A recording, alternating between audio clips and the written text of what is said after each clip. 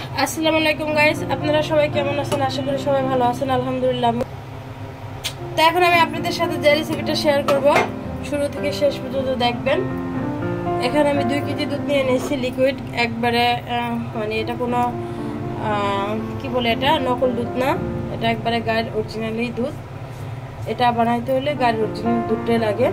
তো আমি আজকে রসমালাই বানাবো। রসমালাইটা কীভাবে বানাই, রসমালাই না তো এটাকে কি বলে, রসগোল্লা, রসগোল্লা কীভাবে বানাই সেটা আপনাদের সাথে শেয়ার করতেছি। তো এখানে আমি 2 কেজি দুধের মাঝে একটু বল করে দিছি আর কি। এখন আমি দিয়ে দেবো ভিনেগার।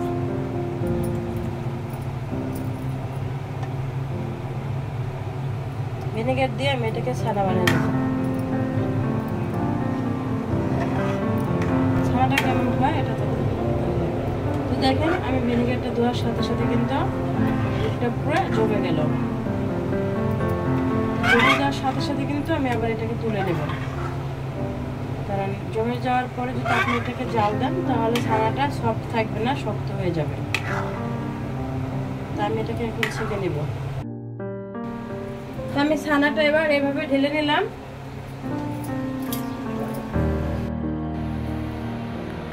তো দেখেন 2 কেজি দুধে কতটুকু ছানা হয়েছে। এখন ছানাটা আমি ভালো করে একটা ডো তৈরি করে নেব।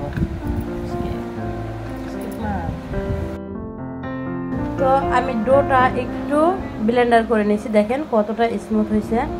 এই ডোটা কখনোই আপনি হাতে ডলে সুন্দর করে স্মুথ করতে পারবেন না, যতটা আপনি ব্লেন্ডারে দিয়ে একটা দুটো ঘুলা মারলে দেখবেন এত সুন্দর একটা ডো তৈরি হবে। এটা তো হয়ে গেল আমার ডোটা, দেখেন কত সফট হয়েছে, কত সুন্দর হয়েছে। এবার আমি এটার সাথে একটু কর্নফ্লাওয়ার মিশিয়ে দেব। তো গাইস, আমি 1 বাটি মেপে চিনি দিলাম, এটার 1 বাটি। এখন আমি এটা মেপেই পানি দিয়ে দেব।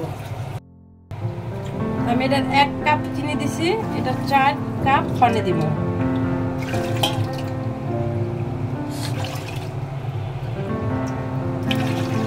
হয়ে গেল।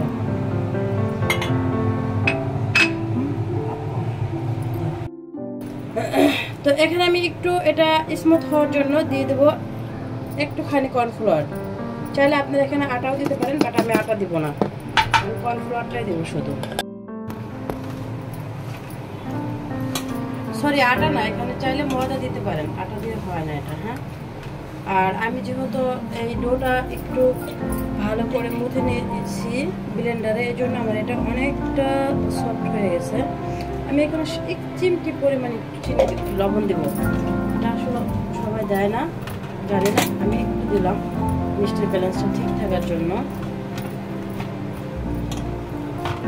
আমার এটা কিন্তু অনেক সুন্দর, দেখেন খুব সুন্দরভাবে একবারে স্মুথ হয়ে গেছে।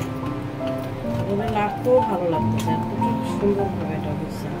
এই ডোটা আপনি যত সুন্দর হবে, আপনার রসগোল্লাটাও তত স্মুথ হবে। একটু ঘি মেখে নিলাম। ঘি মেখে নিলে আপনার যে এটা বানাইবেন এটা অনেক সুন্দর হবে, মানে পুরাই একবারে প্লেন হবে, সফট হবে। আমি রসগোল্লা আসলে গোল হয়, রসগোল্লা অন্য কোনো শেপ হয় না।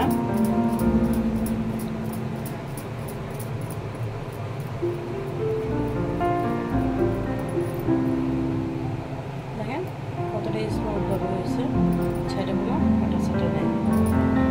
এভাবে সব রসগোল্লাগুলো বানিয়ে নেব। তুমি যদি আমার হইতে রে ও বন্ধু, আমি হইতাম তার ফুলেতে বসাইয়া তারে, ফুলেতে বসাইয়া তারে করিতাম আদর রে।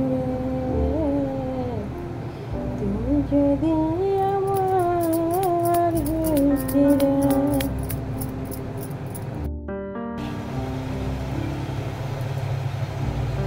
তো রসমালাইগুলো আমার বানানো হয়ে গেছে। এবার আমি দিয়ে দেবো একটা একটা করে পানির ভিতরে, মিষ্টি শিরাটার ভিতরে যেখানে বড় করব জাস্ট আপনি ওই জায়গাটায় দিবেন।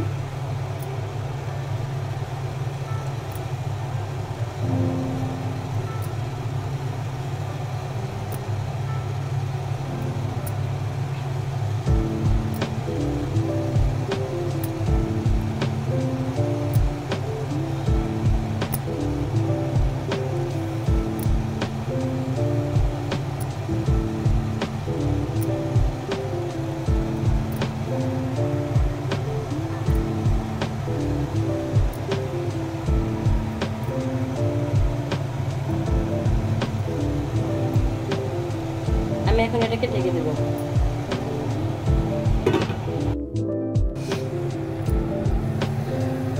দেখেন রসমালাইটা কিন্তু অনেক সুন্দর ফুলে উঠেছে। একটু হালকা করে ডালা দিয়ে উল্টে উল্টে দিব।